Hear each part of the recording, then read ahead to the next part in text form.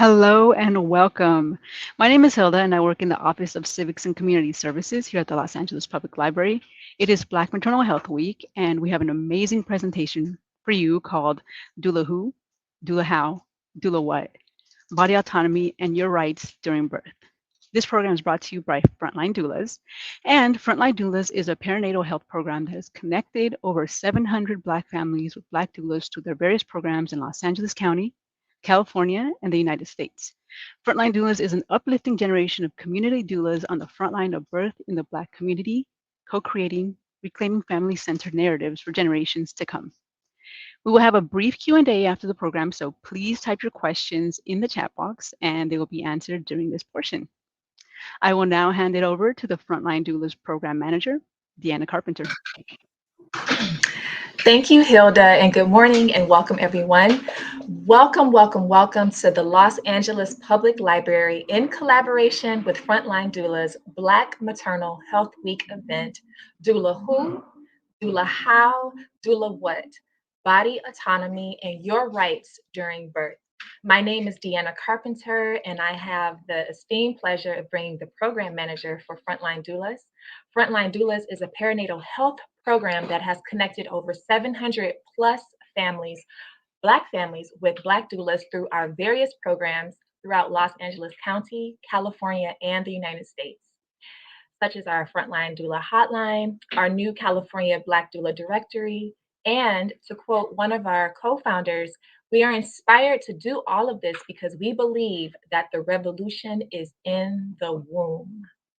Black Maternal Health Week was founded by Black Mamas Matter Alliance, a Black women-led cross-sectional alliance that centers Black mamas and birthing people to advocate, drive research, build power, and shift culture for Black maternal health, rights, and justice. We are so excited for Black Maternal Health Week as it is an intentional time dedicated to bringing awareness, attention, education, advocacy, and action towards creating policies, research, and initiatives and programming that champions Black maternal health and hopefully reverses the discouraging trends and statistics that dramatically impact Black women and birthing people. This year's theme is Our Bodies Still Belong to Us, Reproductive Justice Now. So, a few notes on this theme. We'll be talking today about shared decision making, informed consent, and human rights at birth. We are excited about this theme because it directly relates to our mission and the work we do at Frontline Doulas and is a huge inspiration for today's event. Doulas are perinatal care professionals who serve families during birth, pregnancy, and postpartum. Many people are still becoming aware of doula care, the difference that having a doula makes to the overall birthing experience, benefits of a doula or other birth worker, and so much more. We find that having access to a doula or a birth worker can help families root into their autonomy and is a reminder that birth can be an expression of personal liberation. I repeat, birth can be an expression of personal liberation. We work to address perinatal disparities in the Black community, and one of the ways we do this is by shifting fear into joy with education and advocacy. We welcome you to Doula Who, Doula How, Doula What, Body Autonomy, and Your Rights During Birth. So I would like to introduce our esteemed panel. And first we'll start with Kefri Riley, who is the co-founder and director of Frontline Doulas. She is the CEO of Urban Goddess Lifestyle and Los Angeles Birth Partners. So Kefri is a women's mysteries mentor who comes from a lineage of birth keepers, preserving the art of the intuitive, wise woman through everyday divine experiences.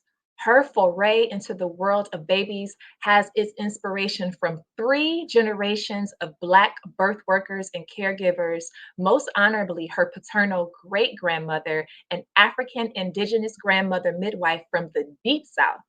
Kefri is a childbirth educator and prenatal yoga specialist and has taught thousands of people to mindfully embody the multifaceted experience of new parenthood. She brings over 19 years as a certified lactation educator, counselor, birth and postpartum doula, a doula trainer, newborn care and childbirth educator, and hypno babies, hypno doula. Kefri has attended over 300 births at all major hospitals in Los Angeles County. Her infant classes have been featured in People Magazine, NBC, CNN, and Fox Channel 11 News. Please help me in welcoming Kefri Riley. Next, we would like to bring into the space Felicia Francis Edwards. Felicia has worked in the Los Angeles area for more than 30 years and has served in several capacities, including case manager, social work assistant, health education assistant, and clinic manager. She completed her doula training with Doulas of North America, or DONA, and immediately began to take on clients. Felicia works with two agencies that provide doula support for Black birthing people in Los Angeles, Frontline Doulas and the Los Angeles Public Health AIM, or African American Infant and Maternal Mortality Pilot. Each of these agencies provide free doula services to all Black birthing people.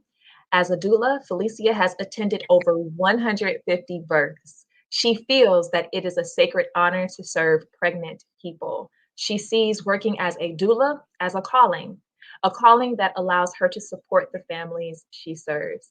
To educate, encourage, and affirm is at the heart of her practice. She is grateful because she gets to do what she loves. Welcome, Felicia. Next, I would like to bring into the space Nakomi Kirby. Nakomi is a DONA certified birth doula, postpartum doula, prenatal massage specialist, and supports mothers with lactation and breastfeeding. She provides significant support to women and families during prenatal, birth, and postpartum stages. Nakomi offers doula and massage services devoted to the concerns of every individual's needs. She is very nurturing to women and dedicated to maternal mental health.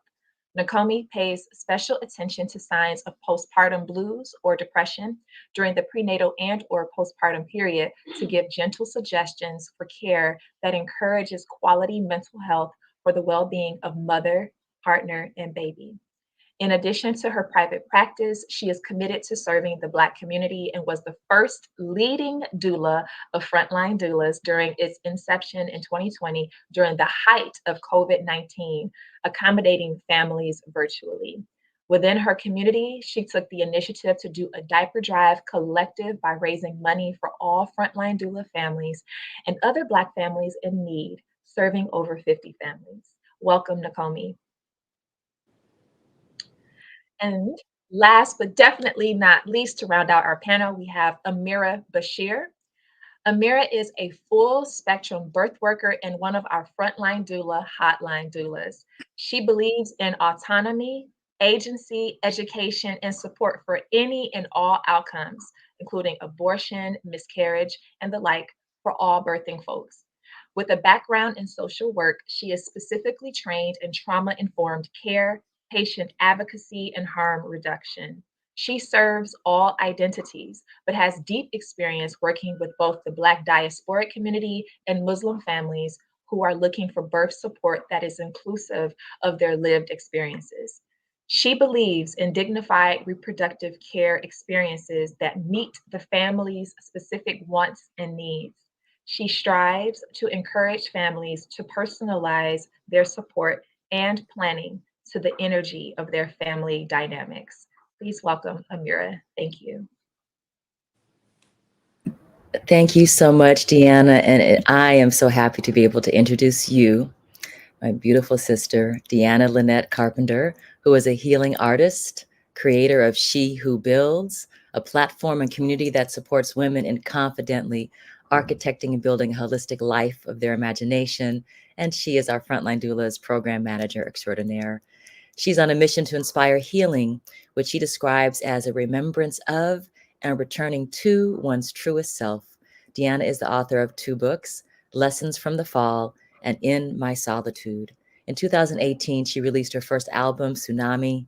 And Deanna is a certified Kundalini yoga teacher and birth doula, and is currently working on her second musical offering, Come Inside. Thank you, Deanna. Well, thank you. Thank you so much, Kefri. And we are very excited to keep this going. So I invite our co-founder, Kefri, to begin our webinar presentation. So Kefri, what is body autonomy? What are your rights during birth? Thank you, Deanna. I love our title, so I got to say it again. Doula who? Doula what? Doula how? Body autonomy and your rights during birth. As previously mentioned, frontline doulas like to say the revolution is in the womb. And while we're doing all we can to address the current issues of Black maternal and infant mortality through our activism, we're also most clear in our intentions to dynamically create positive birthing and postpartum outcomes, and to support our families in creating powerful, loving, spiritually centered, and supported perinatal experiences. We focus on cultural inheritances of heart-centered birth worker care, culturally responsive and uplifting care, and customized advocacy. Each family or birthing person has their unique way of how they wish to give birth or to parent. And so doulas help to support your voice and your unique vision. And I'd like to think that the grandmothers will be pleased at the work that we're doing. And this is why one of the ways we like to engage families is with understanding and engaging the universal right of body autonomy or bodily autonomy and informed consent. Self-advocacy and education is vital for birthing and parenting families. And given that community-based doulas typically serve historically marginalized birthing people, they are also more likely to witness and help families that may be navigating institutionalized racism and cultural incompetence within the medical setting. So while the doula may assist in this mighty endeavor, it's of utmost importance for families to know their birthrights. And so we're going to cover a little bit of those today and engage in conversation. And we really like to welcome you into the chat and give your questions and your feedback and really engage with us, because we will open up at the end to speaking with you who are out here in our audience today. Next slide.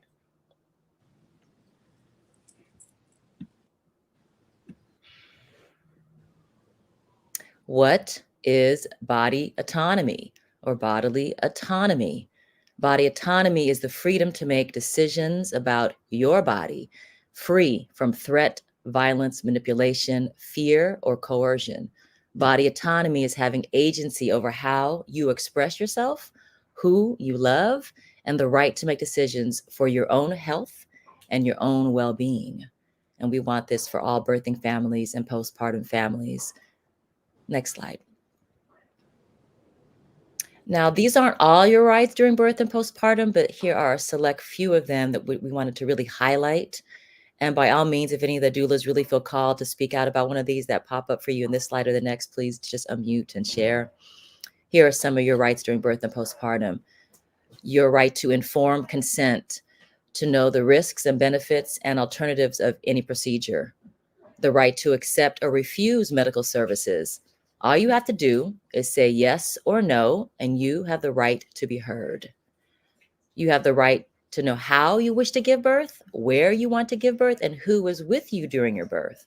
You get to define what happens during your birthing time. You have the right to change your care provider. You have the right not to be touched if that's what you want at that given moment. You also have the right to eat or drink. A lot of people don't know that that's actually supported by evidence for you to be able to eat and drink and hydrate yourself during your birthing time. It's really, really important to listen to your body and give your body what it needs. You also have the right to feed your baby human milk. And really importantly, you have the right to file a grievance or a complaint. And so a lot of people don't realize that if they are unhappy with their care provider or their birthing place, or any time they've been given care that they feel has been inequitable or harmful, that they have the right to file a grievance or complaint.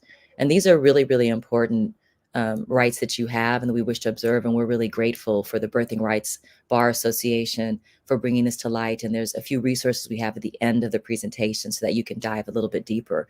If any of the doulas wanted to share something right now, I do welcome you guys to unmute. If not, we'll go to the next slide. Amir, was there something you wanted to say? I feel like there's something on to share. Yeah, but we'll go to the next one and we'll keep going, because these are from the recently updated National Association to Advance Black Birthing Bill of Rights. And so we're going to go a little bit deeper into some of these rights for you and how to make sure that you're achieving this during your birthing time. 1, you have the right to be treated with dignity and respect. You have the right to receive support from a doula, birth companion, or other professional. And you have the right to receive care that is free from racism, discrimination, and obstetric violence. You have the right to make an informed decision about how to nourish your child and to have your choices supported. You have the right to receive individualized postpartum care that supports and nourishes your physical, emotional, and mental well-being. And you have the right to care that meets your needs, regardless of your body size, presentation, expression, and ability. Now, there are a lot of rights that are published on this new Black Birthing Bill of Rights. They've recently updated this with beautiful new images and ways that you can bring this to your care providers and start these conversations right now. You can start them before you're even pregnant. You can go into the next appointment that you have with your pediatrician and knowing that you have the right to be heard and to be treated with dignity and respect. And we can teach our children that they have these rights as well. So we continue this in the generations to come, and they then teach their children. So I like to think of this as a domino effect. Once we know these things and can embody these things, then we live by these ways and these rights, and we empower others to do so as well. So I think that's really important, that we are examples to one another in this ecosystem of care that we're creating. Thank you. And next slide. Deanna, I think this is one I was going to invite you to share. Absolutely. Thank you, Kefri. So in California, and as a Medi-Cal beneficiary, you have the right to comprehensive obstetrical care and perinatal services. You have the right to access to midwifery-based care. You have the right to birth at a freestanding birth center. You also have the right of breastfeeding or body feeding education, counseling, and medically related services. You also have the right to access abortion services.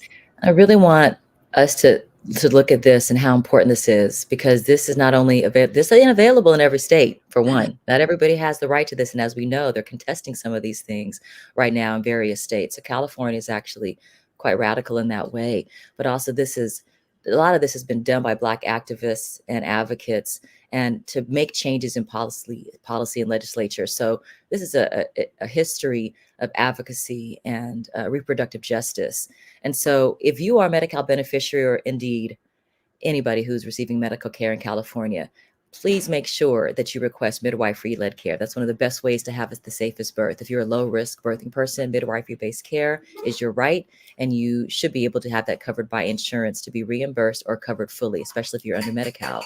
You can even have a birth center birth. You can have that water birth that you desire. There are birth centers right now in California that will give you the water birth. Now, I'm not saying that that's easy to achieve, but if you desire it, we can help you.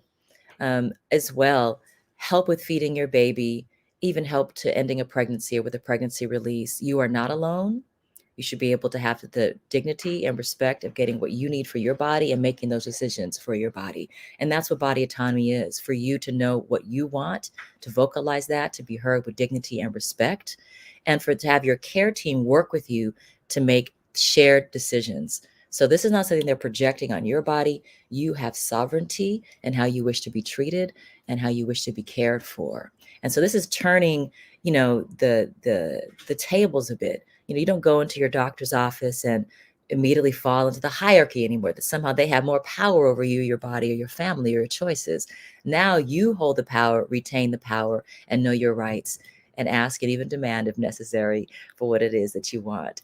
And working with your doulas, your care team, or indeed your family members or any other advocates is what we want for you and what we stand for at Frontline Doulas. Thank you. Next slide.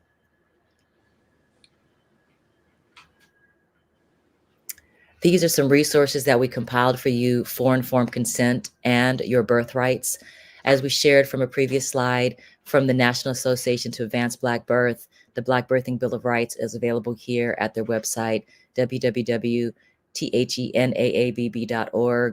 Also, the Birthrights Bar Association, www.birthrightsbar.org. Birth Monopoly, these have trainings for families and for doulas and other advocates in your rights and how to fight back against obstetric violence at www.birthmonopoly.com. And if you are unsatisfied or wish to file a complaint or a grievance with your health plan, which I highly encourage you to do, they want to hear from you. They find it very important and must address within 30 days any complaint received. You can do that at www.dmhc.ca.gov/file a complaint/contact your health plan. They're going to give you direct ways to contact your health plan. But one of the easiest ways is you just look at your health insurance card, you turn it over, and where it says member services and the number, pick up the phone or tell Siri, hey Siri, 1888, blah, blah, blah. And when they pick up the phone and they say, how can I help you? I would like to file a grievance or complaint with this doctor's office, this hospital, this care provider, this clinic, whatever it might be. They will take that complaint and they will contact you and address it. And this is one of the ways we really want to inspire families to self-advocate and stand in their autonomy and their empowerment to use their voice. And so the more that we have those complaints coming from you, the more change we can have coming from the member services divisions, from the healthcare plans themselves, and even that follows on to the Department of Healthcare Services in California in general. Another way for you to file to be heard is in Elephant Circle, tracking abuse, mistreatment, and obstetric violence, www.elephantcircle.net. If you want to find out more about human rights in childbirth, humanrightsinchildbirth.org, and also evidencebasedbirth.com. And also we can put into the chat a new app that's out that we really encourage all Black and BIPOC families to use, which is the Earth app, IRTH.com. And the Earth app means free from bias. Earth meaning like birth, but free from bias. So we want you guys to utilize these resources and really use your voices right now. Thank you so much. We can end that presentation for now and move on. This is for Felicia. I want to welcome you and hear some of your stories and some of your wisdom. How do you feel that our clients can preserve their rights in the hospital and during birth in general?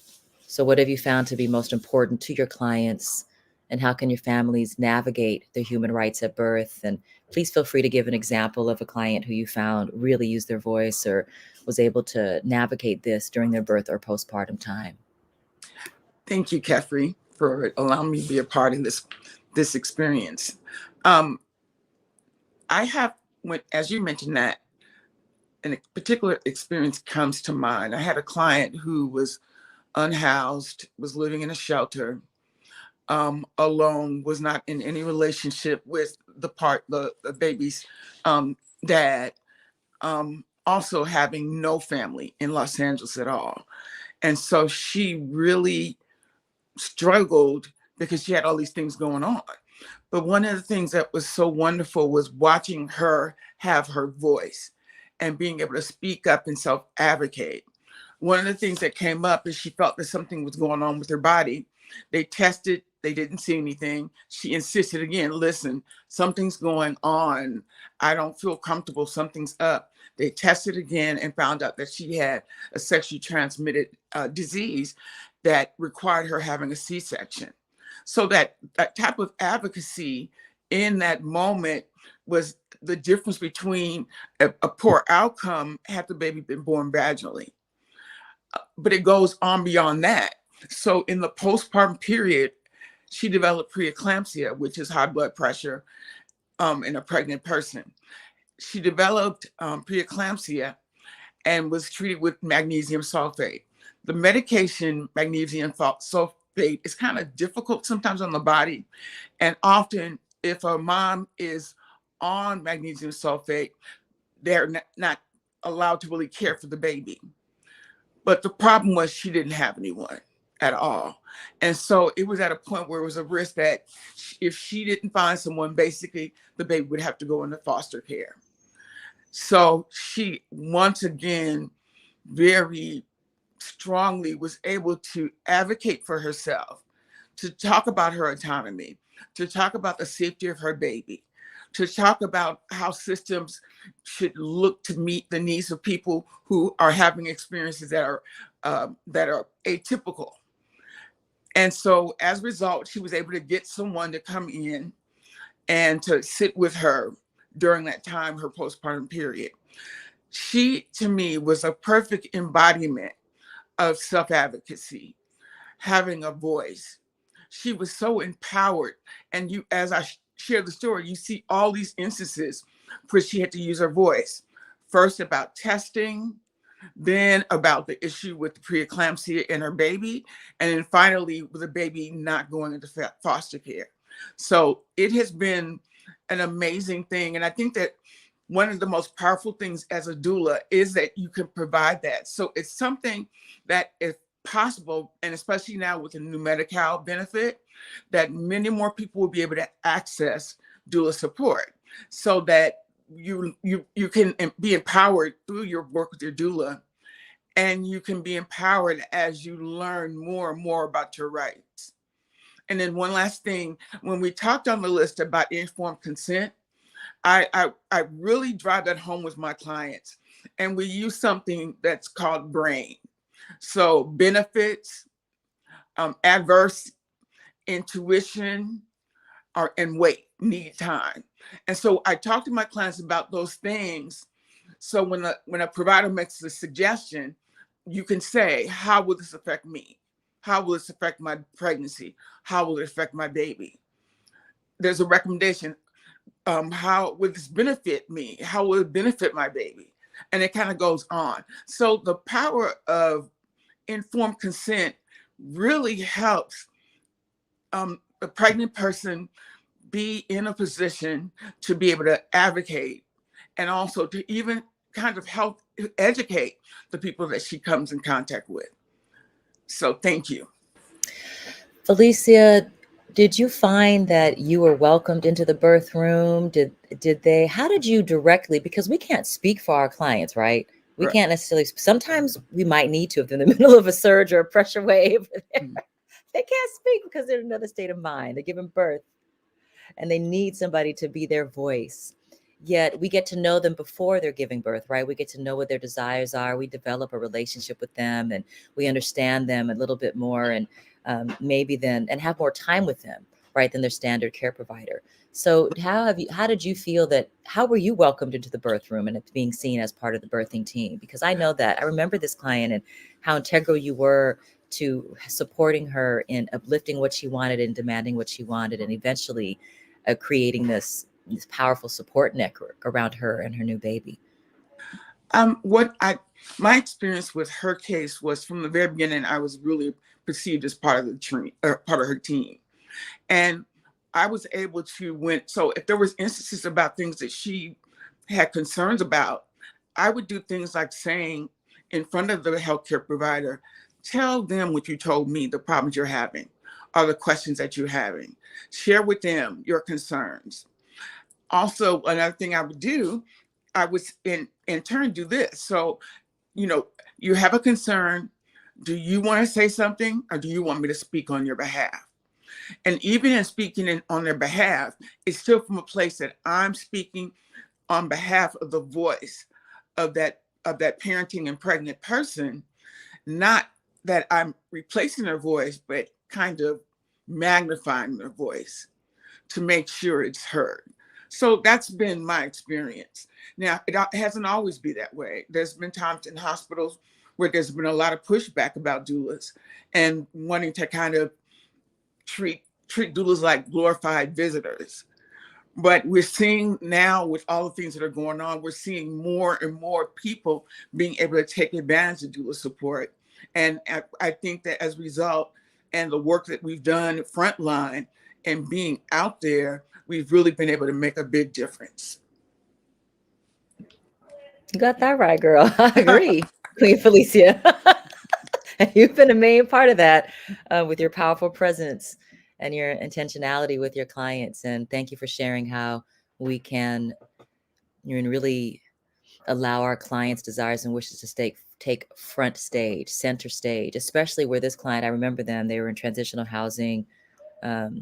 they really were one of our personal, I remember them being very, very special to us and how hard you work with them. So thank you for your service again, and for sharing with us how you work that magic. Appreciate you.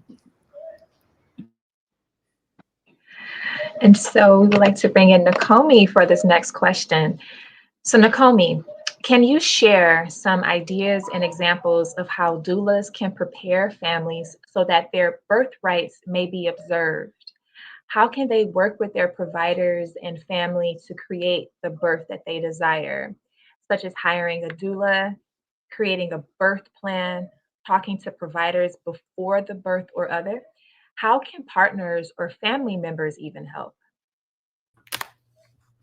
Thank you, Deanna, for the and Kefri. This is such a lovely meeting. I loved everything that Felicia had to say, and just for a person to be able to have a voice. But in the case that you don't necessarily, maybe your voice is a little shy, or you've never had to speak up for yourself in such a pivotal time in your life, or maybe you may feel intimidated. One of the ways to implement the rights of your birth and body autonomy is getting education, and not necessarily education from like friends or TikTok or Facebook, but actually getting childbirth education where with a professional, so that you can have some evidence-based information. Now, I'm not saying that you don't want to listen to your friends and family. Of course, that's always lovely, and it's wonderful to have support when you have that. But when you have childbirth education and you're in a room or in a group where you can hear other people's questions, and then, take that in and say, oh, I didn't think of it this way, it will kind of give your mind, like a light. Like, it opens up your mind to be able to learn more about yourself, and learn more of like how to navigate the hospital routines. So when you are hiring a doula, those are different questions that you can ask your doula. What's happening in the hospital? When you have the education, you'll say, oh, I didn't know that I can deny that. I didn't know that that I didn't have to have an induction just because I'm 39 weeks. So you really, really want to educate yourself, with books, with evidence-based books, with talking to your doula. And the more you talk, the more you can hear yourself and say, this is what I want. You can envision what you actually want for your birth.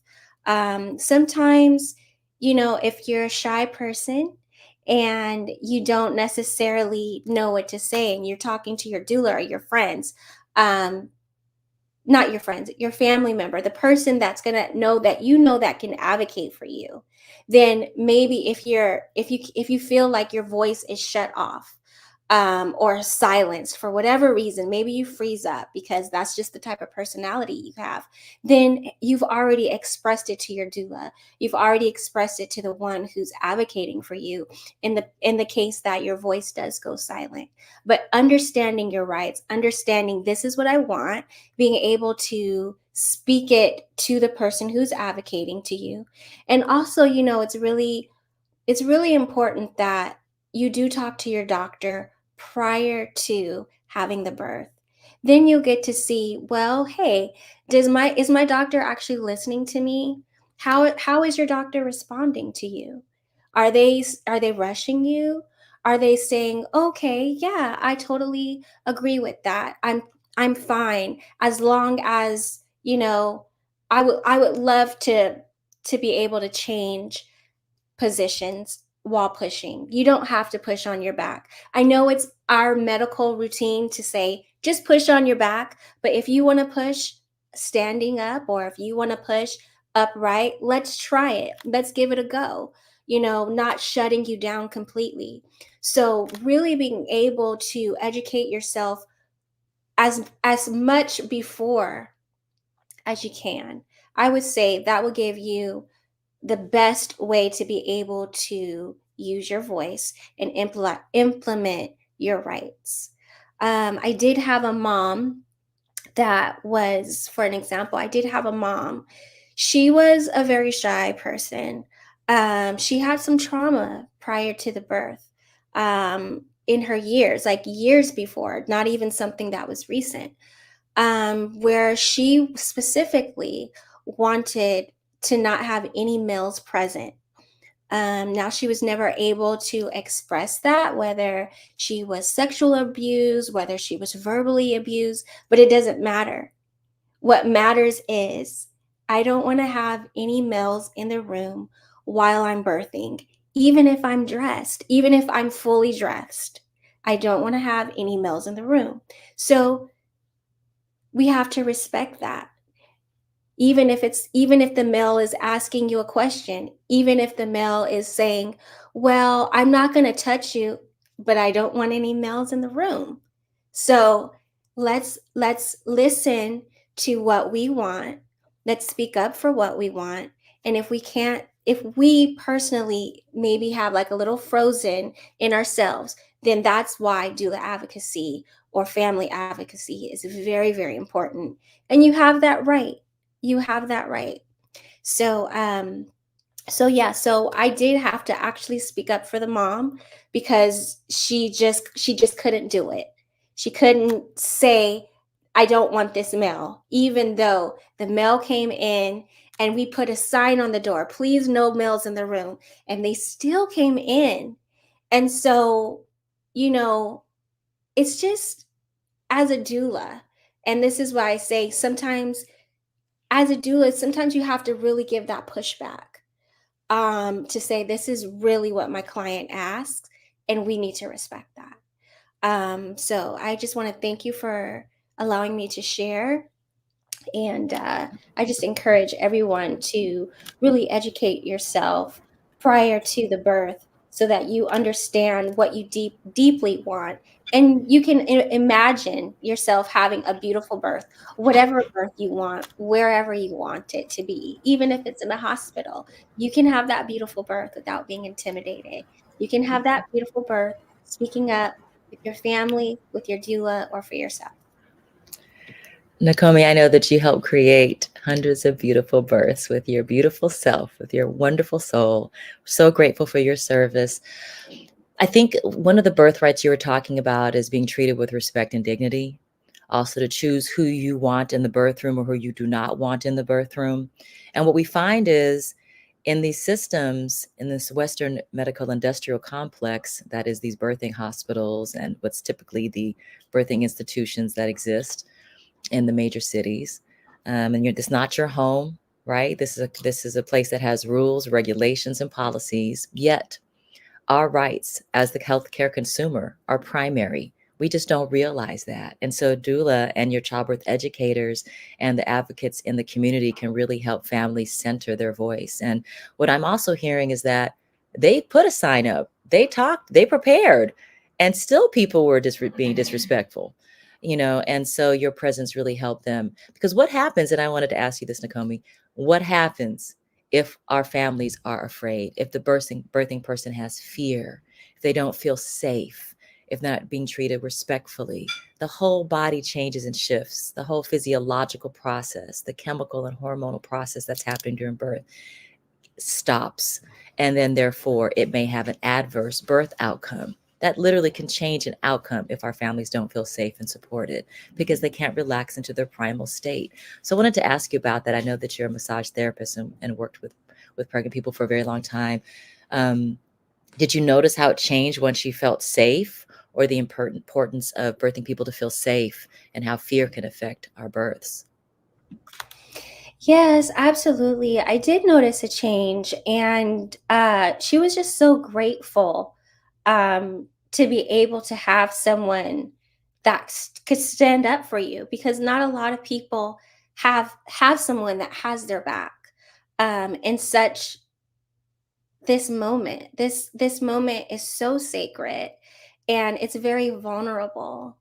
Um, So yeah, once the mom was able to like really relax, and she was able to just kind of shut things, put things aside, she was able to have a beautiful birth. She was able to kind of relax. um I am, as a massage therapist, specializing in prenatal massage, you know I was able to help her, get some pressure points to speed up her contractions a little bit, because when someone is has that fear, they do have a tendency to freeze up, and then their contractions will slow down. um, Even for whether a person is on an epidural or not, there's still ways that you can, manipulate things, your body naturally. And number one is feeling safe, of all things.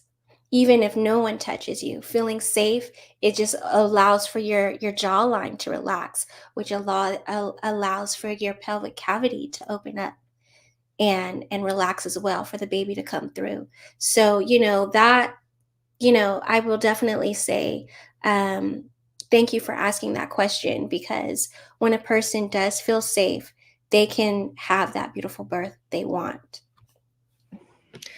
I think that I would really want our families and the public and those who are around people who are pregnant, fertile, giving birth, having a baby on them in some way, that how we speak to the womb bearer, how we speak to the mother, how we speak to those giving birth and parenting has a direct impact on our lives and on our children's lives. And there is a direct link with how we are treated and this fear matrix. And then that fear matrix has a direct impact on the physiological aspects of our birth and potentially will affect and give us either a positive or a negative birth outcome. So it's not just about stand up for your birth rights because I need you to listen to me. It's I'm standing up for myself because I deserve to have a beautiful birth and for it to be sacred and sanctimonious and honorable, but just really aligned with who I am. And then my body will soften, my cervix will open, the baby will descend through the vaginal canal and into my arms. And I'm just not just waxing poetical. That's how it actually happens. Listen to the birth keepers. And we want to listen to you. So thank you, Nakomi, for always listening. Appreciate you. I wanted to welcome Amira into the conversation. I'm so glad that you're here. And I know that you have a passion for autonomy that has been inspired through your own health journey, and that you also like to get real practical about getting ready with your clients to encourage safety and alignment, is what you had said, safety and alignment. So could you please share about your birth work or processes? If you have a family example to share, you're welcome, but a little bit about this passion for autonomy, getting ready, and safety and alignment. Absolutely. Thank you, Kefri. So showing up in the medical industrial complex as a Black person can be very daunting, just in general. And for me, and probably all of us on this panel, this work is us, and we are this work. And I just feel like I needed to be able to essentially practice what I preach. Like if I'm telling people to stand up for themselves, I have to learn how to I like to align it with what Lauren Hill says in miseducation. Like we were so indoctrinated into doing certain things and having these certain power dynamics that I had to realize, like, wait a minute, I'm paying for this. Like, why am I just towing the line just because you say that this is what I'm supposed to do?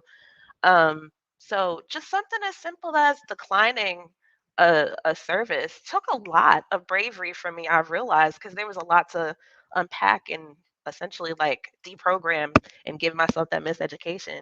And so to that, it helped informed my idea around how I show up in this work with other folks, because um, just seeing myself in their eyes and what it would look like to have to sit in front of an authority figure who is a doctor, who has a credential, who has a title, and saying, no, I'm going to take this back to myself. And yes, you might have gone through this amount of expertise to get this credential, but this is my body and I'm the expert on that.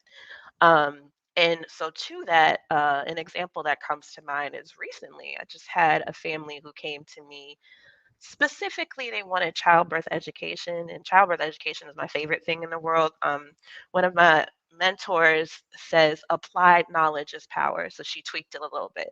And I'm such a big proponent of knowing the know that is like the most relevant to you, because there's so much information out here, but like what's the most relevant information, and having access to that and being able to utilize it in a way that feels very centered to what is going on with you in your body and with that experience. And so they came to me and they had had a previous birth and there were some complications with that. And this was baby number 2. And they had already been given hints that the birth was leading to being labeled at risk. Um, and so we did some Q&A on what that means and how that means and whether or not, because there's like levels and nuances to at risk. There's like really at risk, and then there's like the at risk that they say just because you look or present a certain way. So it turns out that she was indeed heading to at risk, and they were concerned about her having a preterm birth. Um, and so we did a lot of just deprogramming. Once I realized, like, by the time she came in, like her blood pressure was through the roof, and just something as simple as slowing down and having stillness and just reminding somebody to come back into themselves and come back into their body. And let's take a moment. Like, I hear that your blood pressure is high and this could lead to this and this could lead to that, but let's just slow down and figure that out. And then let's educate you a little bit more around what they're actually saying in a way that feels manageable. And then to that, despite the fact that she knew all of these pre-existing factors leading into it, she was scheduled to have a hospital birth, and it was not her ideal. So then I have to, like, I like to just get real with people, because she was like, I want to do these different things in the hospital, but I don't want to be in the hospital. So how do we match your expectation with your reality?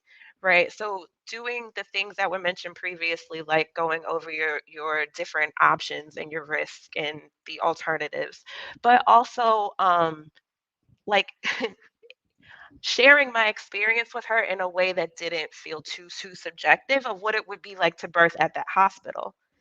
Meaning, like, they're going to do this. They're going to keep checking. Can you manage that? If you can't manage that, let's sit down and come up with a plan to help you manage the reality that they're going to do these certain things. And one of the ways that we can manage that is put it in writing, and also know that they might not honor what you say in writing. How would you like to advocate for yourself, or how would you like me or someone else to step in and do that advocacy? But painting that picture as much as possible, because ideally when I'm working with you, I want you down in your body as much as possible, and out from up here. Like, I want you down and grounded, because we want to help you feel and be, and it really is so sacred and so intuitive, and I want you to really tap into that. But there's so much that pulls that energy sometimes from that. So what can we do to lay some stuff down? um, Anyway, saying all that to say, they did end up having a preterm birth. However, they, with some practical reminders and us going through some much needed education and refresher, even though they had a baby before, they were able to birth in a way that, according to them, felt dignifying, even though it was fast, even though it was outside of their control. I was there to remind them that there's a lot of things in life that are outside of our control, but what are the things that we can really hone in on? And they were able to, like, ground in that and focus on that, and based on that, it ended up being a beautiful, albeit unexpected, experience for them. Wow, Amira. I wanted to highlight that you keep saying ground or root, which is really different than, say, autocratic, technocratic, or bureaucratic process, right? Like that we have to make a lot of decisions, or we have to have a lot of checklists, we need to have a lot of paperwork, we need to get this done and that done. This is all things that are about organizing and being executive minded, and that is not birthing. that is not birthing. Birthing is rooted, it's grounded, it's primal, it's biochemical, it's physiological, it's cultural, it's spiritual. It's all of these things that we just, we get pregnant and we're supposed to have these 10 months or so to learn everything. Whereas, people take years to get a degree and we still don't know nothing until we're out in the field. So start with teaching your young people of all gender expressions about the power of a birthing body, about the power of their role in community and as a family member and in the ecosystem of care for those who are bringing forth life, and how do we nourish that for one another, because we're all responsible for healthy birth outcomes, because these are the future generations. There's a lot right now put on the doulas' backs right now. And although we have a lot of ability to offer um, dynamic shifts and changes in reproductive health, this is really not about us and only us being able to mitigate. It's about the families and it's about society in general and accountability. So, Amira, I don't know if you had anything you want further to say about how you work with families for that, because they are navigating systems. And so was there a lot of communication with the birth team? Was there a birth plan? Was there some back and forth? Did people just leave y'all alone once they recognize, oh, okay, they got this? A little bit more, and then we'll close with our resources.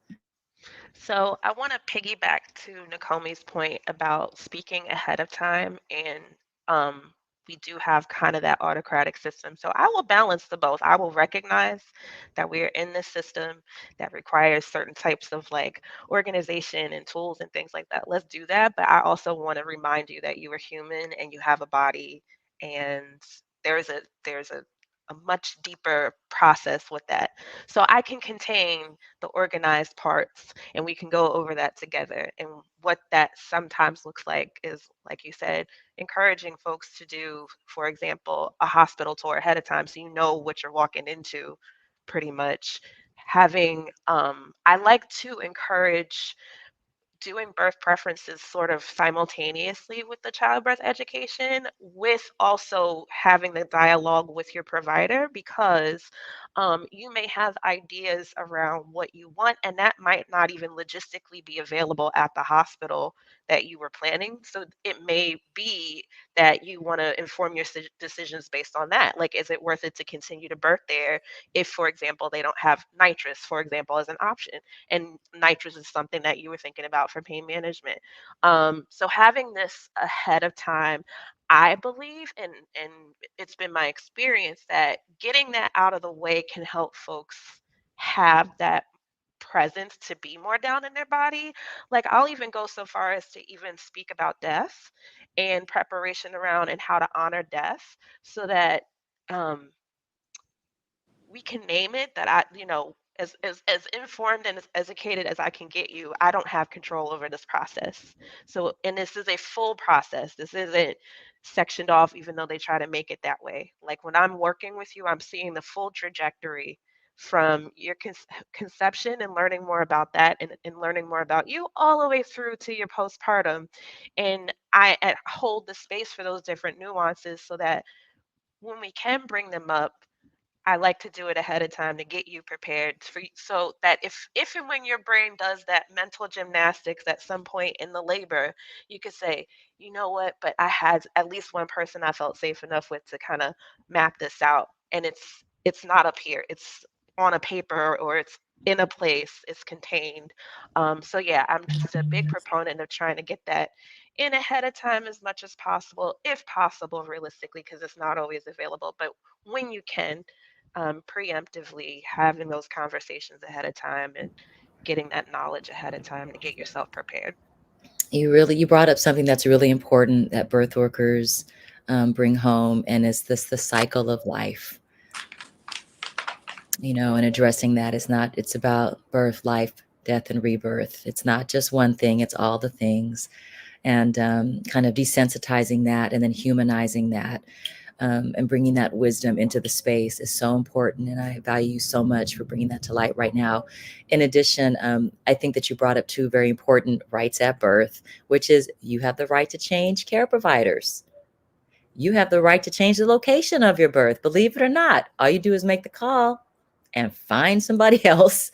I think a lot of times we just have like this kind of submissive aspect, which sometimes we do have to submit to our own selves, submit to the power of our body, especially the birthing body. It's a powerful thing. The uterus is going to do what a uterus does, and that is surge and have powerful contractions and do what it needs to do to get the baby to be born, right? We are just as powerful as our bodies, and in that way we need to be able to make the decision if we're going to change providers, hire a doula, change birthing locations. We can do that even all the way up until a week before we give birth. There's no limitations on your choices. And so wanting to highlight that for families, and to wrap into that, let's share some resources for families with some of the slides that we have left. Deanna, if you wanted to just go over those slides quickly, and then I can do the next. Okay. Well, this has been such a rich conversation, and so we definitely want to share some referrals for community-based doula organizations. So here we have quite a few listed, and if you have signed up for, if you signed up to receive a calendar invite, we will be emailing this to you as well. But you can definitely check out our website, Frontline Doulas, at frontlinedoulas.com, and go into the community info. Is very rich and robust, filled with many different resources from anything that you can imagine. The website just has a lot of great referrals, and it has from lactation to breastfeeding to mental health courses and programs. It's very, very robust. We also have our Frontline Doula Hotline, which is a free telehealth service for Black birthing families. You can make an appointment at frontlinedoulahotline.com and to fill out the intake form, and or you can text doula help to 833-987-2908. Also, we have one of our Frontline Doula Hotline doulas, which is Amira, and it is a very beautiful service, and it's just, we can't speak enough of how important it is to have people who are listening for you, not just like giving you these resources and education, but they're also listening for you. Throughout Los Angeles, there's also the African American Infant and Maternal Mortality, or AIM initiative. It is a doula program, and the website is there as well. Beauty for Ashes Maternal Wellness, Kindred Space LA, and Joy in Birthing Foundation.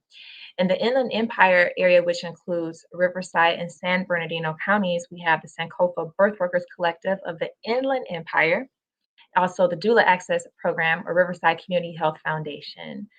Long Beach, we have Birth Workers of Color Collective, and in South Bay, we have the SBCC Thrive LA, or Black Infant Health.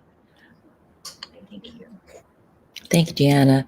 On our next slide, we have some referrals for you to share for Black Maternal Health Week. And also want to remind you that Medi-Cal services now cover doula services. So the state of California, Medi-Cal covers doula services. So contact your managed care plan and get a referral for a doula if you are a Medi-Cal beneficiary. Here are some additional Black Maternal Health Week resources. Visit the Black Mamas Matter Alliance at blackmamasmatter.org. We also have the National Black Doula Directory, such as our Frontline California Black Doula Directory, Black Birth Workers Rock, Sister Midwife Directory, blackdoulas.org, and Black Women Birthing Justice Doula Locator. If you're experiencing any mental health concerns or wish to speak to somebody, there's the National Maternal Mental Health Hotline, as well as the amazing Black Infant Health program at blackinfanthealth.org. And we want to just remind you that the revolution is in the womb, and there are many ways to contact us via our social media channels, and that's on the next slide. On Instagram and Facebook, it's Frontline Doulas. Our website is frontlinedoulas.com. And we wish to join with you in community and connect. We do a lot of things on our social media channels, and we really want to be in community with you. So please like us, join us, and be a part of this movement. We're so honored to have spent some time with you today. Thank you.